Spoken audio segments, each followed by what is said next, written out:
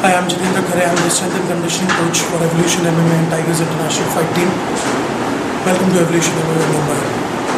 So, weight training for an MMA fighter is equally, is as important as any other skill training that they do. Muscle strength, muscle endurance is as important for an MMA fighter as for a weightlifter, a powerlifter, a strongman. Yes, obviously, when I train MMA fighters, the training will be more sports specific than it would be for a powerlifter or a weightlifter. Unlike a powerlifter or a weightlifter, I might not lift as heavy as they would do, or I would incorporate more plyometrics for an MMA fighter than I would for a bodybuilder. But then yes, like I mentioned, it is an important part of an MMA fighter's training regime. Like I mentioned earlier, muscle strength, muscle endurance is the key for MMA fighting. Like most of you guys know, MMA involves striking. So again, you need explosive strength, which will come from training muscles explosively. You're going to need muscle endurance, again something which can be trained for by using progressive resistance. And what better way to use progressive resistance than actual weight training? Okay. When I say weight training, again, one important aspect to weight training is it does not only include a dumbbell or a barbell or a machine.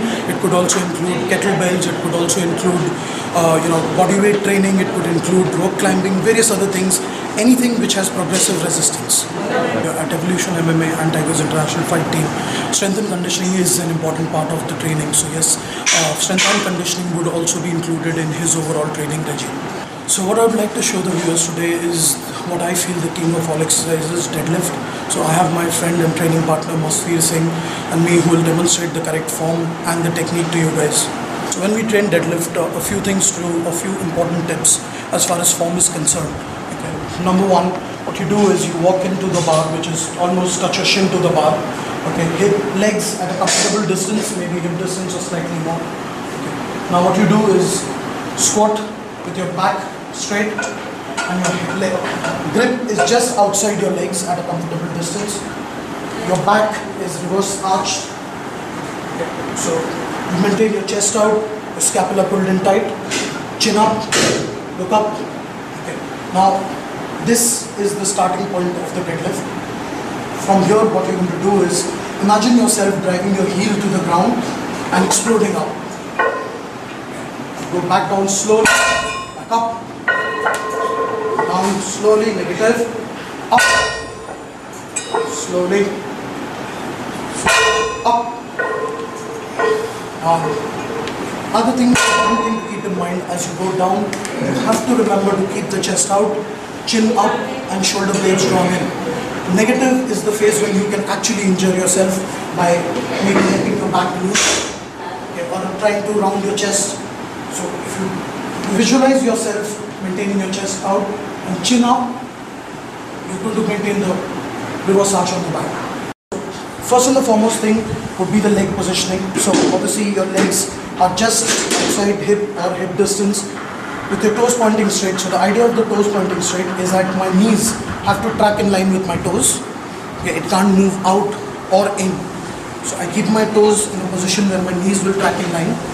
Okay. Obviously one of the most important things and one of the most overlooked things in deadlift is the grip. So it's also important to develop good grip strength, or the other way around, you can develop good grip strength training deadlift. The third important thing here is to drive your hip to the ground, okay, as you lift. Yes. Now, if you watch, what he's trying to do is he's trying to drive his heel in the ground rather than trying to lift using his back. And then, now when you end up top form, don't hyperextend, but pull your shoulder blades in, shoulders down back, chest out, down.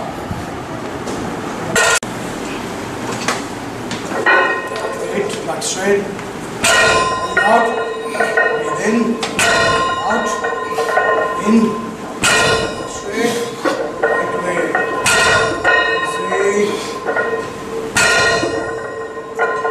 down. Again, deadlift trains the lower back, which is one of the key muscles in the body, whether you're training for any sport. It's more so in MMA simply because if I explain to you about wrestling or a double leg takedown, the form would more or less be the same. So if I move in for a takedown, again, if you watch, the key points of the form still remain the same. My back is arched, my chin is pointing up, and this is where I'll start my takedown from. So I'll either shoot from here, take him down, but again, the key is my lower back straight, chin straight up.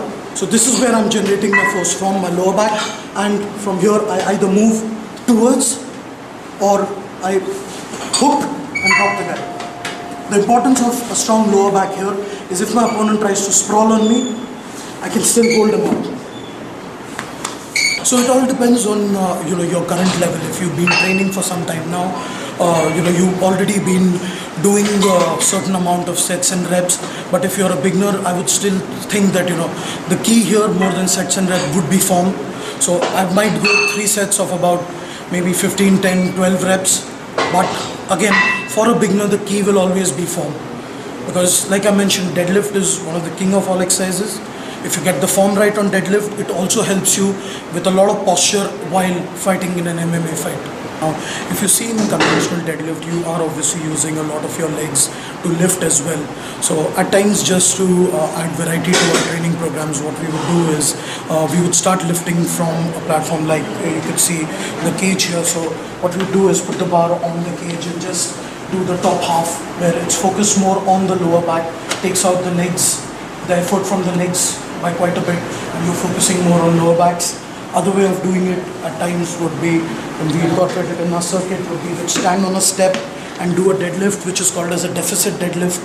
So these are the various forms of doing deadlift.